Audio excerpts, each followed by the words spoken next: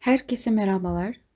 Бүгін біз сабақта жаңа тақырыптарды үйренетін боламыз.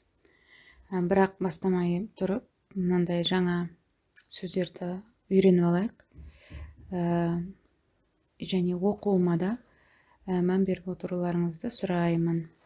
Бірінші мына жерден бастаймыз. Ашчы, повар, ашчы. Біздің қазақшаға да келеді. Асшы, аспаз деп айтамыз біз, аспаз. Авокат, адвокат, қорғаушы, адвокат. Дишчи, тіс дәрігері, дишчи, тіс дәрігері. Доктор, врач, дәрігер немесе біз оны алдыңғы сабақтардан білеміз. Evli, үйленген, тұрмыс құрған деген екеуіне де бір сөз қолданады. Evli, хаста, ауру деген сөз, яғни ауырып жатыр, ауру. Хемшире, хемшире, бұл медбике. Иш адамы, бұл іс адамы дегенге келіп тұр логикалық тұрғыда, бірақ бұл бизнесмендерді солай айтады. Сосын ишчи, жұмысшы деген, иш деген жұмыс еді ғой. Ишчи, жұмысшы. Мемур қызметкер. Muhasebeci, бұл бухгалтер, есепші. Müdür, бұл директор, басшы, жетекші. Mühendis, инженер. Mühendis деп оқылады, mühendis. Öğrenci, білеміз алдыңғы сабақтардан. Öğretmenді білеміз алдыңғы сабақтардан. Pilot, летчик, яғни ұшқыш. Постажы, поста деген, пошта дегенге келіп тұр. Пошташы. Секретарь, секретарь деген сөзге ұқсап тұр. Тамиржи, яғни ремонт жасайды, жөндеуші. Ремонт жөндейтін мастер. Тамиржи деп айтады. Темір сияқты ғой. Темірлерден істейді дегенге келеді, логикаға сәйкес осылай жаттап аламын. Пазартесі. Понедельник, дүйсенбі. Пазар деген базар күні болса, воскресенье, мұның астында тұр. Пазар ертесі күні, ол пазартесі дегенді білдіреді. Салы, вторник, дүйсенбі, сейсенбі, бізде сейсенбі. Çarşamba, сәрсенбі. Першембе, бейсенбі. Жұма, жұма күні. Жұманың ертесі, жұма ертесі. И базар күні, воскресенье. Келесі сөз, түркче, түрк тілі дегенді білдіреді. İngilizce, ағылшын тілі, İngiliz. Müzik, музыка. Fizik, fizika. Kimya, химия. Matematik, matematika. Beden eğitimi, физкультура. Beden деген дене деген сөз. Eğitimi деген соны жаттықтыру, соны икемдендіру дегенге келеді. Икем, eğitimi, яғни үйретуі. Яғни денені үйрету, физкультура. Ресим бұл сызу, сурет салу. Бүгінгі өтетін тақырыбымыз мынау утвердительный аффикс. Яғни ол қандай жағдайда қолданылады? Белгілі бір сөзді немесе адамды, кез келген затты нақтылаған кезде. Енді ол сол ғой деген жағдайда қолданылады көбінесе. Енді дәл өзі дегенге келеді. Мен өзім солай түсінем. Мысалға, айтамыз, Türkiye güzel bir, mesela İstanbul güzel bir şehir деп бір адам айтады. İstanbul сондай әдемі қала. Evet, келісесің, güzeldir, güzeldir деп айтады. Яғни расында да солай деген айтып тұр да, сондай мағынаны. Расында да әдемі. Мысалға айтады, бұл масадыр деген сөйлем. Бұны қалай түсінуге болады дейтін болсаңыз, бұл осындай стол, яғни нақтылаған, бұл расында да осындай стол. Шай ішетін стол, расында да шай ішетін стол дегенді білдіреді. Бұл масадыр. Мысалға сіз ойлап қаласыз, бір ручка, например, бір ручканы карандаш деп ойлап қалсаңыз, бұл бір калемдір. Бұл бір калемдір. Бұл ручка жазатын. Расында негізі бұл ручка. Жазсан өшпейді. Расында деген сияқты бір растап тұрады. Сондай аффикс, сондай нені білдіреді. Және бұның жалғануы алдыңғы тақырыптардағыдай, жаңағыдай қатаң дауыссыздарға бітетін болса, т-дан басталатын, мына жерде қараңыз, дыр, дир, дур, дүр, тыр, тир, тур, түр. Яғни д мен т дан тұратын жалғаулар. Яғни біз сұрақ қойған кезде де му, мө, ми, м деген болды ғой. Осы 4 әріптен тұратын, бұл жерде д мен т арқылы осы 4 түрлі буын мен аффикстен тұрады екен да. Яғни қай кезде дырды, қай кезде тырды жалғау керек.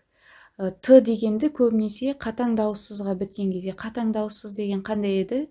Ол кәдімгі с, т, сондай қатты естілетін, яғни нақты естілетін дыбыстарды біз қатаң дауыссыз деп атайтын едік.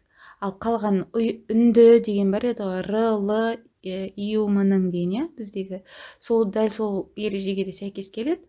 Сондай сөздерге бітсе және дауысты дыбыстарға бітетін болса, онда біз д, дыр, дир, дур, дүр деген жалғауды жалғаймыз. Ол қалай? Мысалға, масадыр. Бұл масадыр. Маса дауыстыға бітіптір, маса дауыстыға бітіптір. Біз қосамыз масадыр. Бұл бір масадыр. Енді қараңыз, осы ережені жоғарыдағы үйренген сөздерге байланысты қойып көрейік. Мысалға, расында бұл аспаз деген, асчы. Дауыстыға біттір, асчыдыр. Жіңішкесін жалғаймыз, д-ны айтып жатырмын. Асчыдыр. Асчыдыр. Авукатты алып көрейік. Авукат. Авукат. Т дегенді қараңыз. Бұл не? Қатаң дауыссыз. Яғни бұған қандай жалғаймыз? Уже авукат аға қараймыз, и т-ға қараймыз. Авукат, авукаттыр. Бұл бір авукаттыр. Яғни дауыссызға, қатаң дауыссызға тыларды жалғаймыз. Тыларды жалғаймыз. Келесі сөзді қараңыз. Дишчи, дишчидир. Дишчидир. Намен бірдей. Доктор, доктор. Қалай болады? Доктор. Уянға біттір, үндіге, доктор, дур. Доктор, дур. Оға қарап, уды таңдадық. Мұны рыға қарап, дыны таңдадық. Доктордур. Енді қараңыз. Евлі болса, евліге қалай жалғаймыз? Евлидир.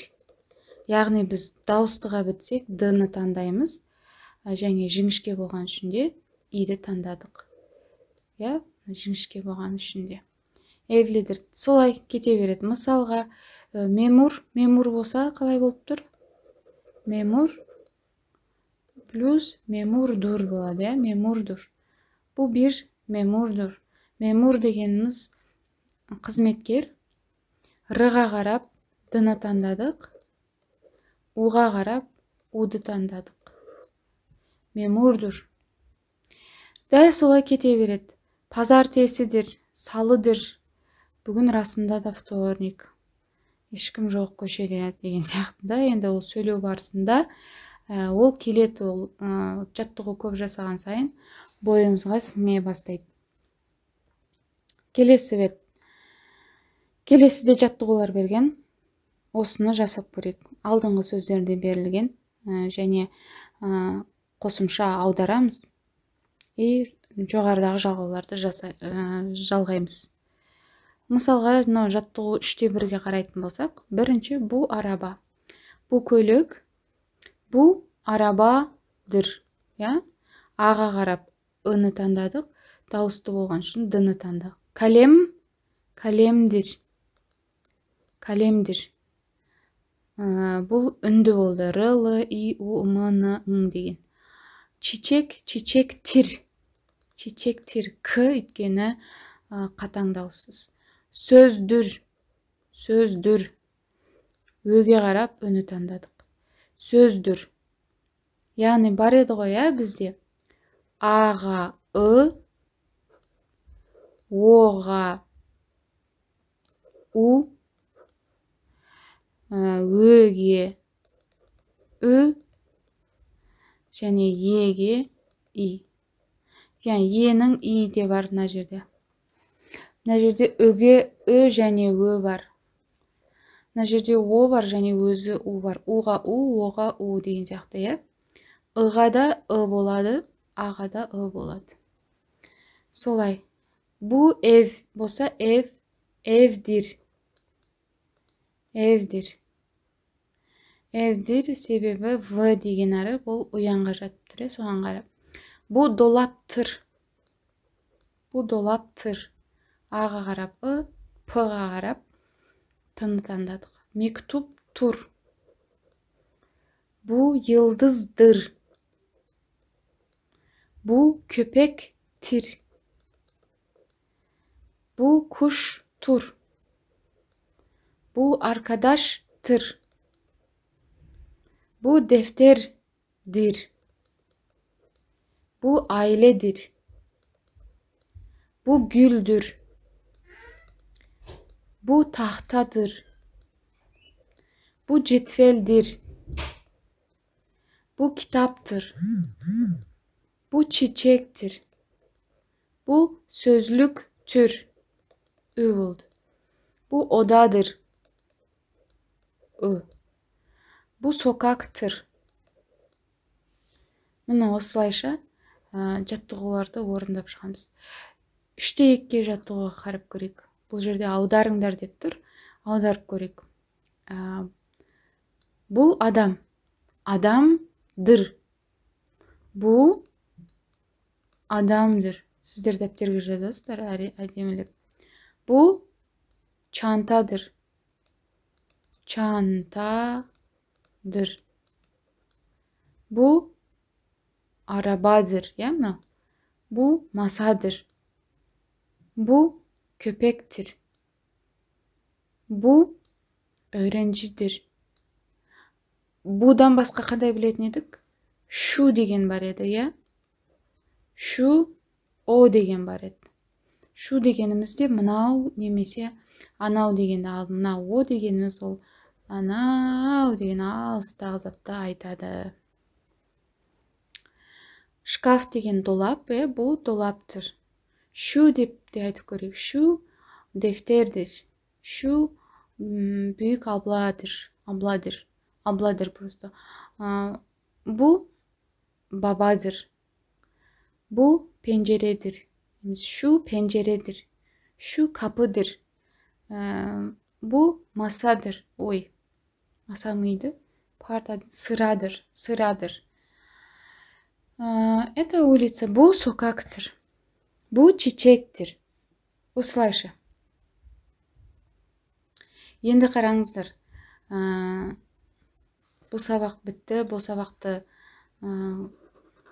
негізінде өте мен сирек қолданатынымды байқадым. Тыр дегенде кейде ол сөйлеу барысында мен бұны көп қолданбайды екенмін. Бірақ қолдансаңыз өте әдемі түркше сөйлеген болып есептелесіз.